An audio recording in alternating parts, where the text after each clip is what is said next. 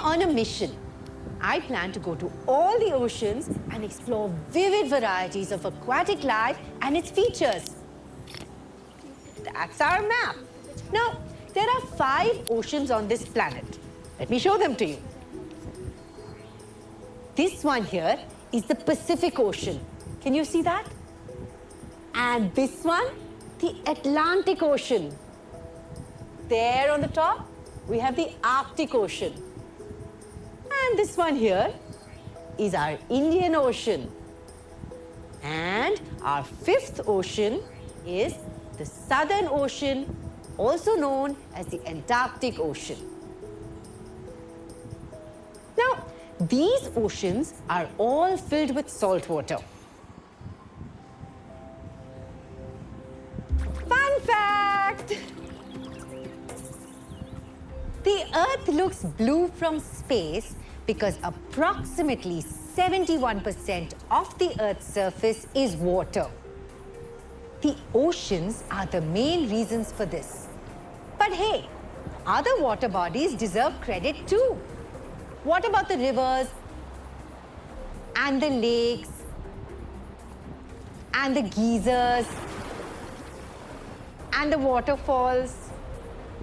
What about all the water vapor floating around in the air?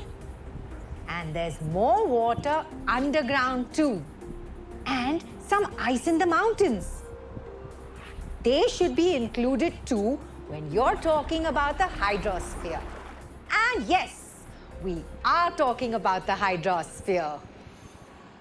All the water on Earth combined.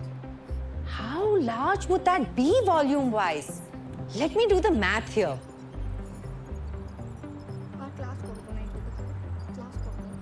Okay, done.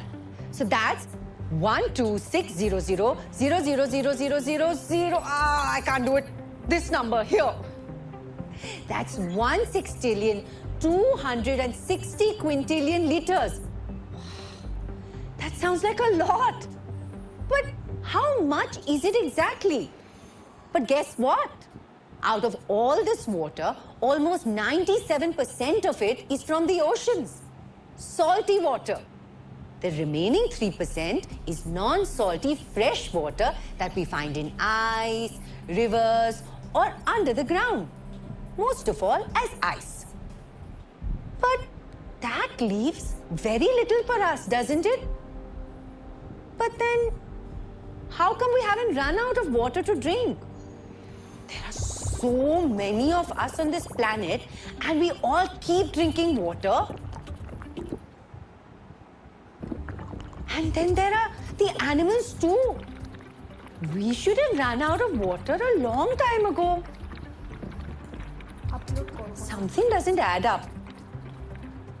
Well, it's time to tell you the story of water. Let's look at the water on the surface of the ocean.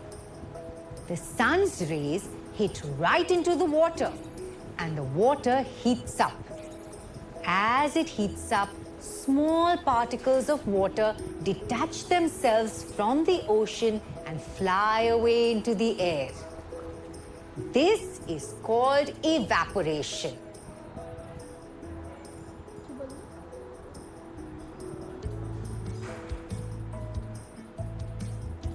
This water travels all the way up to the sky and over time cools down and starts forming little droplets of water. It's just like how water drops start forming on a cold water bottle if you leave it outside. Now this is called condensation.